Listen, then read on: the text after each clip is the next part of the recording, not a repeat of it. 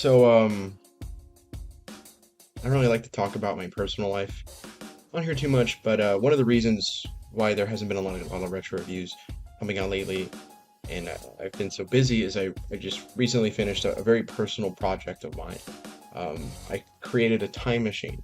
After a year of Michael Phelps becoming Aquaman, people talking about Twilight, I'm finally back, and I'm ready to cover one of the best year-end cards of all time. I'm glad this one got requested, as this was a Patreon request in a way. This was actually done as a thank you to our longtime voiceover expert. That's what I always call him. Our voiceover guy on the main channel. He was one of our longtime voiceovers and a fantastic guy. Fantastic work he's done. So shout out to Aleks for recommending this card, because this card is fantastic and it matches how well of a job he's done for us for so many years on the channel. UFC 92 took place between Christmas and New Year's, and with a cool December 27th date in 2008. It was at the MGM Grand Garden Arena in Las Vegas, Nevada. Had an attendance of over 14,000, and it also came with a great buy rate of 1 million buys. We had the Golden Team here: Mike Goldberg, Joe Rogan. We got a 10 bout card, so let's just cut this talk and let's get to the fights. So some prelims of note here. Pat Barry, he made his UFC debut with a low kick TKO over Dan Evanson. In my script, it literally says, insert Rose Namajunas joke here. So if you have a good Rose and Pat Barry joke, put it down in the comments. Matt Hamill, he got a big finish over Reese Andy. And finally, Yushin Okami got a decision win over Tito's teammate, and ironically enough, another contender for the biggest head in MMA, Dean Lister. But now let's get to the main card. This is up there as one of the funniest fights of all time. Cheick Kongo, or a lot of people would call him Cheick Kongo, and Mustafa Al-Turk out the gate. Al-Turk's trying with a jab. He nearly gets countered by a cross counter, which, gets a stumble. He doesn't get hit, but he just kind of like, oh, I got close, and makes him stumble. Al-Turk tries for a low kick, gets his kick caught, and he's brought to the mat by Kongo. They get back up to the feet early. Al-Turk shoots for a takedown. Kongo defends it very well with him reversing a clinch position. They're kind of going back and forth in the clinch. Kongo's defending the takedown well. Then the first foul happens. Mustafa Al-Turk lands a huge knee to the groin. After the break, they're back at it. Another clinch up, and a massive knee to the balls lands again. It's Cheick Kongo, who just cleanly blasts one up the middle and walks away, full knowing on his face and body language what he did. Very much a revenge. Good shots. They drop Al-Turk, and then he just smashes on him for a late stoppage and a very bloody, violent elbow hammer fist dinner that gets a stoppage in Al-Turk's guard. Outside of the fouls and the finish, this fight is bad. Gnarly finish, though. And like I said, MMA comedy gold. So I'm giving it 2 scores here. This is the unofficial score is like a 9 out of 10, because this fight is so funny to me and I love watching and just laughing at it. This is like the 50th time I've watched this, but I've probably watched this fight as much as I've watched Carlos Condit, Robbie Lawler, you know what I mean? Because this fight is just super funny to me. There's another fight in Pride, I believe with Kiyoshi Tamura fighting somebody, and it's just filled with fouls, and it's just hauntingly hilarious to me. I don't know if that's the child and immature part of my brain that loves it, but 9 out of 10 for the unofficial ranking, but the official score is a 5 out of 5. But now we get to fighting on this card that shouldn't be placed here, as we get Rampage, Jackson, Wanderlei Silva 3 here. Big Pride fan here. When I think Pride and their best rivalry, I go Rampage, Wanderlei. Both fights are insane. Wanderlei gets 2 finishes from knees in the clinch in both fights. Wanderlei's starting to slow down at 205, and Rampage has made big leaps and bounds since their first one.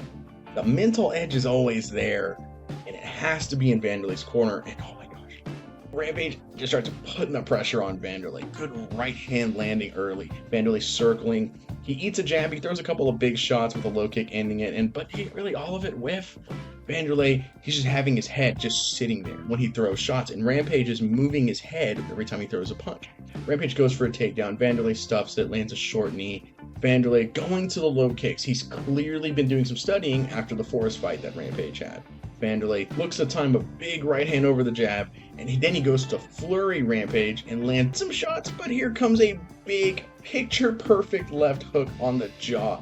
Wanderlei is out cold, picture-perfect thing of beauty. Fun fight. You know, it's funny, I originally had this fight listed as an 8 out of 10, but talking about it out loud, I think this fight's a 9 out of 10. I don't think this fight is anywhere near as good as the two 10 out of 10 classics of the first two. This fight is awesome. This fight's great. Next fight up, we have a middleweight clash. Odd placement here, because it's an up-and-coming CB Dolloway at middleweight taking on Mike Massenzio. Mike Massenzio, he's the first one to change levels here, and he eats some knees as Dolloway stuffs it. Massenzio is a little slower on the draw and the striking, but he lands first blood with a big punch that stumbles Dolloway. Massenzio goes for a guillotine. It's deep, but there's just enough breathing room, so CB Dolloway, he escapes it, and he's now in the guard of Massenzio. Massenzio is attacking from the bottom, but Dolloway keeps escaping and is able to keep moving towards better position. He gets him out, then takes the back really quick. Here he flattens him out, starts dropping bombs over him. And this fight is over. Quick TKO win. I think this fight's kind of fun. It just kind of ended a little too quick. I think a firm 7 out of 10 is fair because I really like the work CB Dolloway did after surviving the guillotine attempt. I liked him moving positions, getting dominant position, transitioning to an even more dominant position than getting the finish. I think that's fun grappling. But now, co-main event. The consensus number 2 heavyweight in the world is taking on Frank Mir.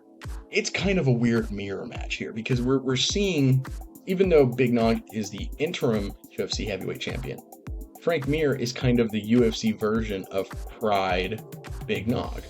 So early on, we have a little bit of feeling out. Nog looking to get the boxing going. Mir's mixing in some kicks. Good success with a lead right uppercut that he's going to continuously have this fight. He's able to land some good punches into a trip to take Big Nog down. Mir lets him stand up and they go right back to the striking. Mir, who's using a really good outside low kick to circle, like he starts trying to almost wait to time Nog as Nog's trying to make exchanges going, and he does. Big left hand, puts Nog down. Mir goes for some extra shots, can't get to finish, and so he just stands up. And he's really loosened up now. He's having some fun. He's moving well, side to side, head movements there. And at the end of the round, he drops Big Nog again with another left hand. Second round, it's clear Mir is the smoother striker. He just has to kind of wait for Big Nog to come in. Big straight left, and then another straight left clobbers Big Nog with Mir following him to the mat. And this is the first time ever that Big Nog, Antonio Minotauro Nogueira, has been stopped. Frank Mir would kind of then go on to fight Brock Lesnar at UFC 100, which I've also covered in the Retro Review series. Hint, hint. But what do I think of this fight in general? I mean, it's an 8 out of 10, I think. It's a really good moment in history, and honestly, probably the best striking Mir has ever had, I think.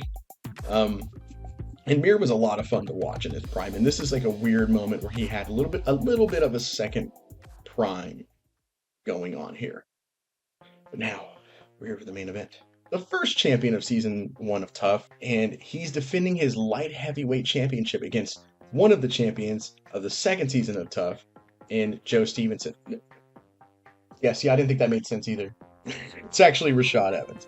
So out the gate, we see Rashad Evans and Forrest. They're both kind of going back and forth in the striking, with a little bit more varied attack by Forrest. It's a close back and forth first round, with mostly kickboxing, but nothing too wild in terms of excitement. Second round, at about a minute in, though, Forrest lands a great right hand. He might have rushed in a little too hard, ate a couple of punches, but he does get some good shots in the clinch.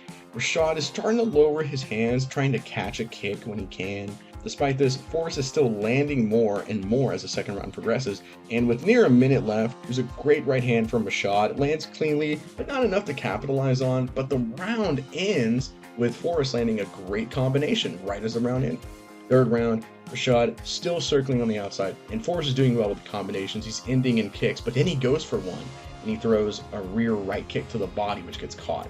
Forrest gets put on his back, and Rashad is letting it rip. Huge monster right hands coming down. Forrest is protecting himself in the guard, but then more big shots come in. He manages to get a very awkward position for Forrest, puts some big bombs on him, and he gets a TKO win with some massive ground and pound for Rashad Evans to snatch the light heavyweight championship from Forrest Griffin. And you know, This fight is a lot better than I remember. I remember this fight being okay with a big history moment, but the fight was just okay. But this fight really just kind of amps up more and more and more as it kind of went on. Not a huge comeback. I know I don't know if anyone considers this fight a comeback. I don't think this is a comeback, but I think it was slightly 2-0 Forrest, maybe 1-1, with the second round as a clear Forrest round. First round you can go either way, but going into the third. But honestly, 8 out of 10 fight. This fight's very good. What I think of the whole card. Well, I mean, for a card that at first in the script, right? But I'm talking about it now. I do this all the time. When I talk about things out loud, like look over my notes, just kind of freelance it. I'll change my mind sometimes. But the sum of it all, with all these like 8s I had initially in the script, I think this card still stands out as an 8, which is still a really, really good card. Maybe, actually it's an 8.5. This card is very good. UFC 92 is awesome.